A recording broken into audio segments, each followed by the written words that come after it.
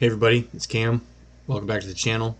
In this video, we're going to talk about cannabis stocks, looking at a weekly update for the upcoming week. So we're going to look at daily and weekly charts.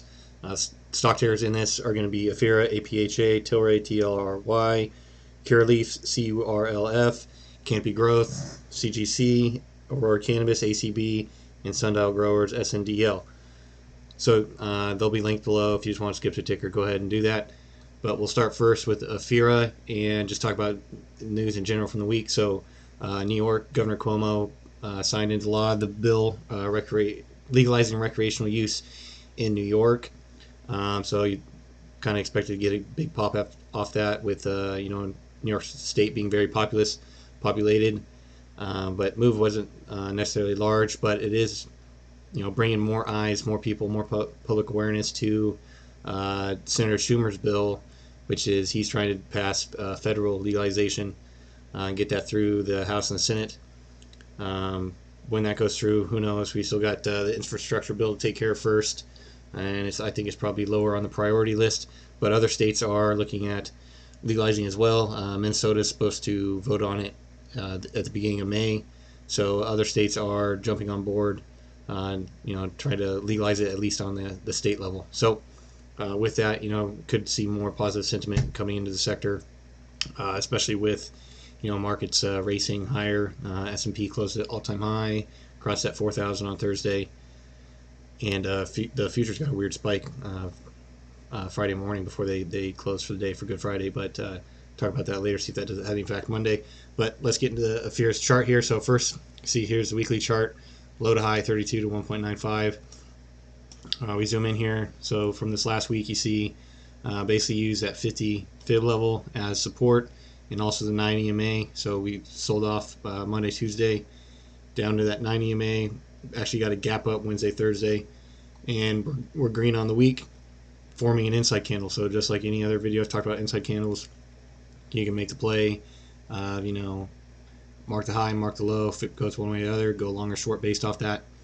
And we'll see just here, just off weekly volume, quite a concentrated volume around this 50 fib level, but we do have a concentrated volume at 19. So we poked into 19 this week, out to 19.22, but seller pushed us back down. So we do have a volume shelf above and below. So we're kind of sitting in the middle right now. So one way or the other, buyers or sellers in numbers are going to move this stock next week and the upcoming weeks. So if we just jump down to the daily now, you see we kind of have this wave pattern, kind of consolidating in here the last couple of weeks between 22 and 16 bucks really, and just rising higher, using the 50-day EMA as support. Right, we got a big wick through it, held it the next day, and then we had the end of last week, previous week, Thursday, Friday, and then Monday, Tuesday, really holding nicely with that 50 EMA. And then got the gap up Wednesday with the New York passing that bill. But you see kind of an indecision day, higher volume, quite a bit of sellers, but still sellers couldn't push it below the moving averages. And then Thursday we got this gap up, and then just selling pressure all day, still couldn't get us through the moving averages. So look to see if that moving average, the 9 here at least, will act as support going into this upcoming week. And you see here still on the daily, a lot of volume sitting at that $19 level, right? So that's where a lot of shorts have their eyes on, interest, and same with buyers, right? So if we can break that 19 level, for bullish sentiment, we'd have a breakout play. So we're kind of just sitting here in this consolidation. So we'll look to see if we get some positive news this week, push this thing out of its range. We'll go to Tilray next. It's a merger partner. So we'll back out to the weekly. So here, do have some more consolidation, inside bar once again on the weekly for Tilray, same with the Aphria, but here the 9 is actually above, kind of acting as overhead resistance, and quite a bit less volume traded this week. Yes, it's 4 days, so we missed a day of trading, but 99 million down to 57 million. So we're kind of drying up here with Tilray. Obviously chart long term incredibly beaten down. But we are, here forming a good solid base in this volume block here between 22 and 20. So if we do get some selling pressure, right, we probably pull down to right about 20 bucks, and buyers will look to hold that up. And I mean, this 22 in that meantime would rise up to meet it.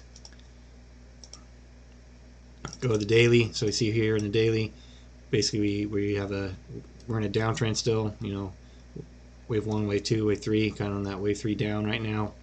But we do kind of have, you know, kind of a bottom here around 21 bucks. Right. So the 50 EMA first here. You know, big hammer candle, right, long wick. Beginning of March, basically got 3 candles here touching it. Buyers came in and pushed us right back up to it. Still, you know, that's still right about the $21 mark. All right, so it looks like 21. We got another test here. 21 got down to 20.90. So it looks like buying support is about that $21 mark. If this thing continues to downtrend here, we do have like the 9 crossing below the 50, which is, you know, a bearish indicator. So we could see some selling off with Tilray next week. I'm looking for that $21 mark to be an area of buying interest. Go to Curaleaf next. CURLF. Back out to the weekly. Right, so a little bit less strength on this week, less indecision. Right, so we poked down below last week's low, but buying support was found 14 bucks, right into that 22.20 EMA on the weekly. Couldn't get us above the 9 EMA, so we could be sideways in here. But we also did close right above the 78.6. So we'll look to see if that area will provide a bounce. You're not right here in a lot of consolidation. Look at the volume. A lot of volume sitting right at where we close, right around that $15 mark. So look to see if this is an area where buyers will support and push us up. If not, we could sell back down to retest 14 bucks and, you know, the 22 moving average moving up for the weekly. If we go to the daily here, so we did have that gap up on Thursday over the moving averages, but sellers pushed us down pretty quick. Right back to the moving averages again, 9 crossing over the 50, and moving average getting really flat right here. Quite a bit of the volume on Thursday was selling, but I mean, you kind of got a little combo here from Wednesday, Thursday. So Wednesday higher in the volume, and you know, most of it was buying pressure. Thursday selling pressure, and they basically are right about the same candle spot on the close, right? So closed Wednesday 15.16, you know, Thursday 15.14. So just a 2-cent difference there on the imbalance between buyers and sellers over that 2-day period. And here you can kind of see a little bit more here on the volume right in that shelf. So we'll look to see if this will act as buying support going into next week. We'll go to CGC next. Oops, yeah, I got it. Hop out to the weekly. Right, so week close on a doji candle. Right, so doji candle rule, right, the opening of this next week, whatever direction we go, right? So if we get a green candle, look to go up. Get a red candle, look to go down. So still decreasing on volume, steadily decreasing all through the month of March. But you know, it's pretty typical with a consolidation type pattern here. 22 is acting as support for last week and this week, but the 9 overhead is acting as overhead resistance. And you know, we're comfortably below, you know, the 50 fib on both these levels, right? So the blue is from the previous run, right? So from basically pandemic lows the last year, 59 down to the 9, the previous run from 2019. So you know, sitting below both those 50 fibs. So we're gonna get, looks like we could get some more tightening if we could stay between the 9 and 22 and look for a breakout either way. If we look on the volume here, we do have quite a bit of volume, you know, above in the mid 30s, kind of a void in volume here below the 22. So if we sell off pretty quickly, you know, if this $31 area doesn't hold, you know, we could go down, test this 29 where we do have consolidation prior. Go to the daily here. Pretty similar chart to, you know, Curaleaf and Tilray. But a little bit tighter, you know, range is not as large. It does have a you know, higher float.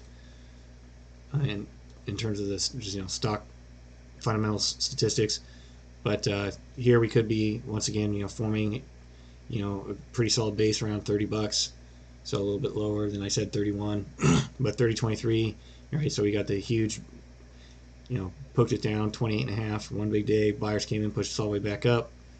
Right, basically the prior close, push back to moving averages, can't get above, sell off again, right? Buyers coming in at a little bit higher price this time. 30.20 pushes back to moving averages, and now we're just sitting right here consolidating at the 9. Here on the daily, the volume looks quite a bit different because it doesn't have the prior 3 years when we were in this price range. So here we do have a huge increase in volume, sitting about $33. So that's where we poked into the last 2 days, and sellers smacked it down. So if we're going to break higher above that 33, it looks like we're going to need a catalyst or a lot of volume to come in to CGC to get above that level. And then lastly, we still have 2 more. ACB, Aurora Cannabis. Go back out to the weekly. So it's another inside bar. So quite a common trend in the sector, right? Inside bars or indecision in this week off the catalyst of the news and decreasing volume. So 4-day again decreased, but 50 down to 33, right? Comfortably inside this bar underneath the 61.8. 9's about to cross 22, so ACB is looking pretty bearish going into this upcoming week. So obviously inside bar play to look at. Alert at 874, goes below that, look to go short. And then obviously your target would be 861, you go through that, and then look at the next low, 816. So looking to get 50-60 cents there potentially. And here we go back out, see it. All right, so move through the 9 both days here. All right, so push it above on Thursday. Couldn't close above. Thursday we get the gap up. So this is Wednesday, this is Thursday. I'm getting all mixed up with the holiday. But Thursday we get the gap up. Sellers come in, smack it down. And you see here just by the volume here. All right, so we do have a ton of volume up in the $10 area, 10.5 point of control, 10.6 area, but still quite a bit of volume down in the 9s. And it looks like here if we do start selling off, once we drop below that 816 level I mentioned, it gets pretty thin. So we could get a pretty good size sell off if $8 doesn't hold this week, if bearish sentiment continues to run. And then lastly we'll go to Sundial here, Sundial Growers. Go out to the weekly. Right, so once again inside bar, right? So 106 the low 2 weeks ago, 107 was the low this last week. Can't get above the 9 EMA, so it looks like we could keep selling. If 106 breaks, we poked down to 93. We have that 22 EMA here, but still volume decreasing, right? So money's moving. Our eyes at least are looking elsewhere than the cannabis sector right now. So look to see if we can get some catalysts coming in forward.